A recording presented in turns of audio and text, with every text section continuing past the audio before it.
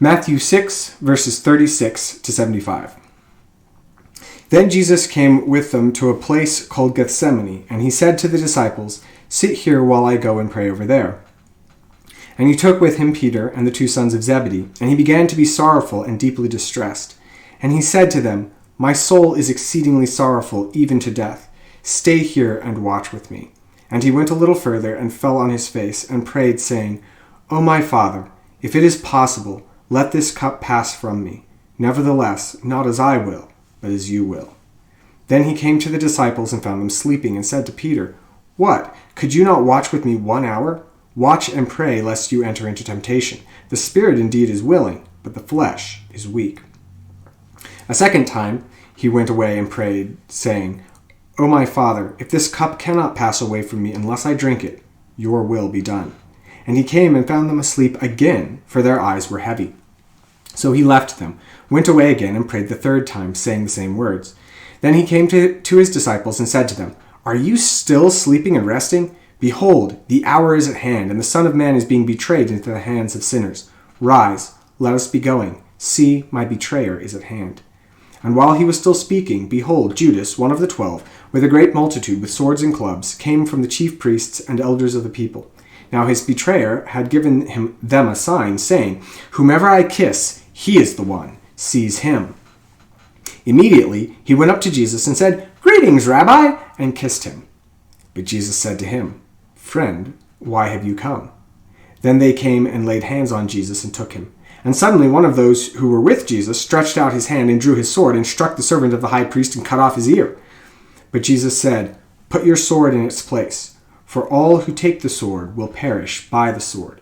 Or do you think that I cannot now pray to my Father, and he will provide me with more than 12 legions of angels? How then could the scriptures be fulfilled, that it must happen thus?" In that hour Jesus said to the multitudes, "Have you come out as against a robber with swords and clubs to take me? I sat daily with you teaching in the temple, and you did not seize me. But all this was done, that the scriptures of the prophets might be fulfilled."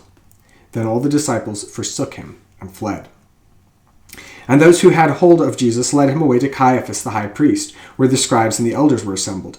But Peter followed him at a distance to the high priest's courtyard, and he went in and sat with the servants to see the end. Now the chief priests, the elders, and all the council sought false testimony against Jesus to put him to death, but found none. Even though many false witnesses came forward, they found none.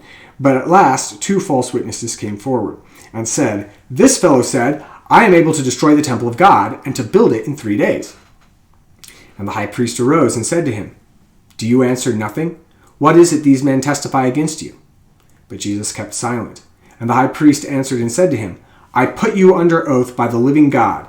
Tell us if you are the Christ, the Son of God." Jesus said to him, "It is as you say. Nevertheless, I say to you, hereafter you will see the Son of Man sitting at the right hand of the power and coming on the clouds of heaven."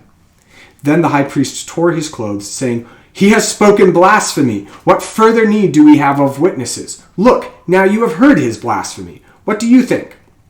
They answered and said, "He is deserving of death." Then they spat in his face and beat him, and others struck him with the palms of their hands, saying, "Prophesy to us, Christ. Who is the one who struck you?" Now Peter sat outside in the courtyard, and a servant girl came to him, saying, "You also were with Jesus of Galilee."